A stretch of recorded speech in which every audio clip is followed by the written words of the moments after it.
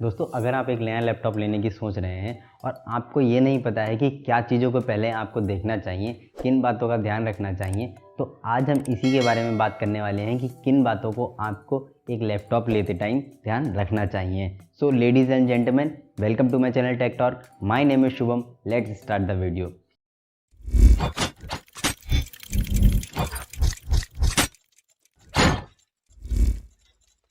दोस्तों जब भी हम एक लैपटॉप बाय करते हैं तो हम उसको इस हिसाब से बाय करते हैं कि हमको वो लॉन्ग टाइम यूज़ करना है और कोशिश करते हैं कि वो जितना हैंडी रहे और जितना पोर्टेबल रहे हमारे लिए उतना अच्छा होगा। ऐसे में हमको कुछ बातों का ध्यान रखना चाहिए जो कि हमारे लिए काफ़ी बेनिफिशियल हो सकती हैं एक लैपटॉप बाय करते टाइम। दोस्तों हमें उन बातों का पहले ध्यान रखना चाहिए जो हम फ्यूचर में एक्सटेंड नहीं कर सकते। जैसे मैं अगर रैम की बात करूँ या स्टोरेज की बात करूँ या ग्राफिक कार्ड की बात करूँ, ये एक ऐसे फैक्टर हैं जिनको आप आगे भी इंक्रीज़ कर सकते हैं।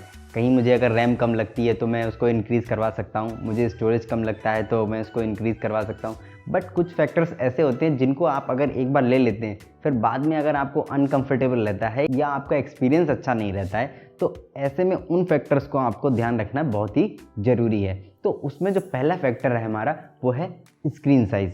दोस्तों स्क्रीन साइज़ एक काफ़ी ज़्यादा मैटर करता है जब हम किसी लैपटॉप को यूज़ कर रहे होते हैं, क्योंकि उसी पर हमारा टोटल एक्सपीरियंस और कितना अच्छे से हम वर्क कर पा रहे हैं उस पर डिपेंड करता है। दोस्तों वहीं अगर मैं स्क्रीन साइज़ की बात करूं तो स्क्रीन साइज़ स्टार्ट हो जाते हैं 11.6 इंचेस से 17.3 इंचेस तक।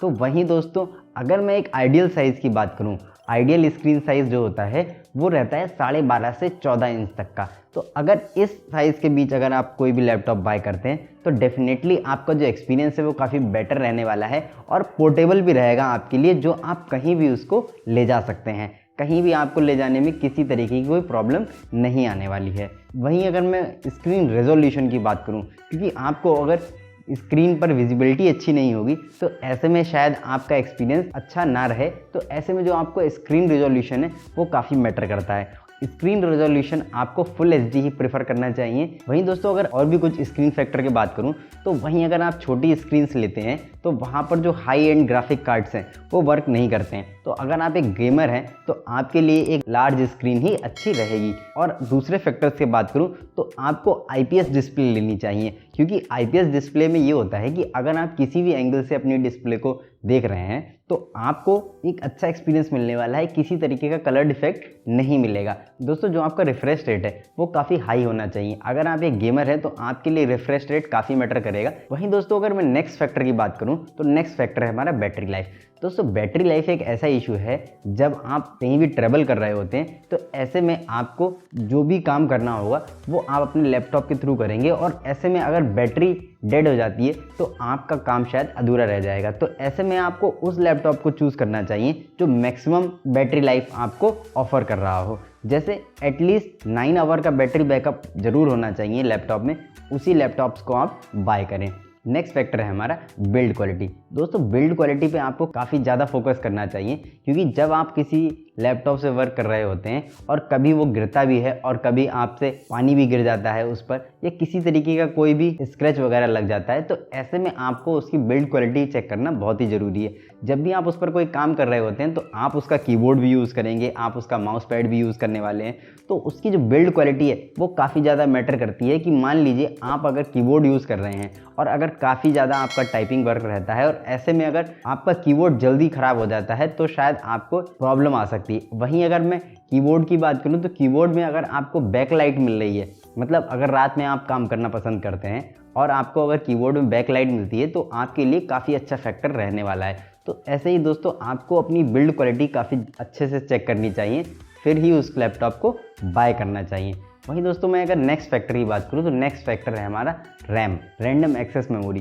दोस्तों रैम को अगर हम डिफाइन करते हैं तो रैम का काम होता है कि एक टाइम पर हम कितने टास्क एक साथ परफॉर्म कर सकते हैं। अगर आपकी रैम अच्छी है तो आप काफ़ी सारे टास्क एक साथ परफॉर्म कर सकते हैं और आपका लैपटॉप जो है वो हैंग नहीं होने वाला। तो ऐसे में दोस्तों आपको रैम का भी ध्यान रखना है कि मिनिमम अगर आप DDR4 रैम यूज़ कर रहे हैं तो मिनिमम 4 GB रैम भी आपके लिए मोर देन इनफ है, और अगर आप DDR3 रैम यूज़ कर रहे हैं तो आपके लिए 8 GB RAM more than enough है। दोस्तों अगर DDR3 और DDR4 की बात करूं तो जो 4 और 3 जो है ये रेफ़र करता है आपकी जनरेशन को। जो DDR4 है वो लेटेस्ट जनरेशन का काम है, मतलब फास्ट परफॉर्मेंस देता है आपको, और जो DDR3 है वो लो वर्जन है, मतलब थोड़ा उसका जो परफॉर्मेंस है वो थोड़ी लो रहने वाली है, बट अगर आप 8GB यूज़ करेंगे तो डेफिनेटली आप एक अच्छा एक्सपीरियंस पाएंगे। दोस्तों नेक्स्ट जो हमारा फैक्टर है वो मेन फैक्टर है जो कि है CPU, मतलब प्रोसेसर। आप प्रोसेसर कौन सा चूज़ कर रहे हैं। दोस्तों आज के टाइम पर बात करूं तो सबसे ज़्यादा चलने वाले जो प्रोसेसर हैं i3, i5, i7।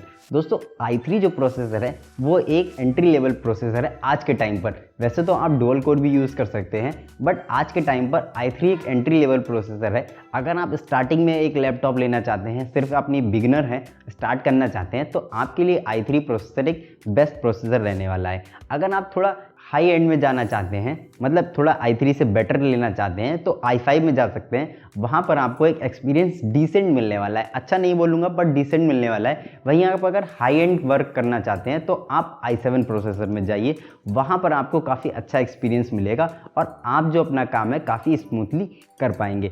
अगर आप एक्स्ट्रा ऑर्डिनरी वर्क करना चाहते हैं, जैसे आप ग्राफिक डिज़ाइनिंग करते हैं, आप अगर किसी तरीके की हाई एंड VFX एडिटिंग करते हैं, तो ऐसे में आपको i9 प्रोसेसर भी ले सकते हैं। वही दोस्तों अगर आप गेमर हैं तो आपको एक AMD Ryzen प्रोसेसर भी लेना चाहिए। अगर आप AMD प्रोसेसर लेते हैं तो इंटेल के कंपैरिजन में आपको सस्ता भी पड़ने वाला है, और अगर आप गेमर हैं तो आपके लिए AMD प्रोसेसर बेस्ट रहेगा।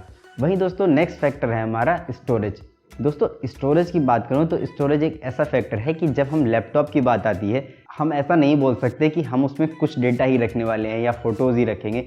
हम उसमें सारा डेटा रखते हैं, और यहाँ तक कि हम शायद अपने स्मार्टफोन का डेटा भी उसमें ट्रांसफ़र करके स्टोर कर लेते हैं। तो ऐसे में दोस्तों हमको एक डिसेंट स्टोरेज वाला लैपटॉप लेना चाहिए जिसमें एटलीस्ट 500 GB का स्पेस ज़रूर हो। वैसे आप बढ़ा भी सकते हैं उसको, आगे चल के एक्सटेंड भी कर सकते हैं, 1 TB तक भी कर सकते हैं, but minimum 500 GB hard disk अगर लेंगे आप तो आपको बेटर रहेगा। हार्ड डिस्क के भी दोस्तों 2 टाइप होते हैं, SSD और HDD। कोशिश करिए कि SSD लीजिए, क्योंकि SSD जो है वो हाई परफॉर्मेंस रहती है इन कंपैरिजन टू HDD। तो आप कोशिश करिए कि HDD ले। तो दोस्तों ये थी कुछ ऐसे फैक्टर जिनको आपको ध्यान में रखना चाहिए एक लैपटॉप लेते टाइम। उम्मीद करता हूँ आपको ये वीडियो पसंद आई होगी और आपके लिए हेल्पफुल रही होगी एक नया लैपटॉप बाय करने के लिए। अगर ये वीडियो आपके लिए हेल्पफुल रही है तो वीडियो को कर दीजिए एक लाइक, अपने सभी सारे दोस्तों के साथ कर दीजिए शेयर। ऐसी वीडियो आगे भी देखने के लिए चैनल को कर दीजिए सब्सक्राइब। अगर किसी तरीके का आपका सवाल या सुझाव है तो नीचे कमेंट सेक्शन में मुझे जरूर बताएं। मिलता हूँ नेक्स्ट वीडियो में, तब तक के लिए जय हिंद।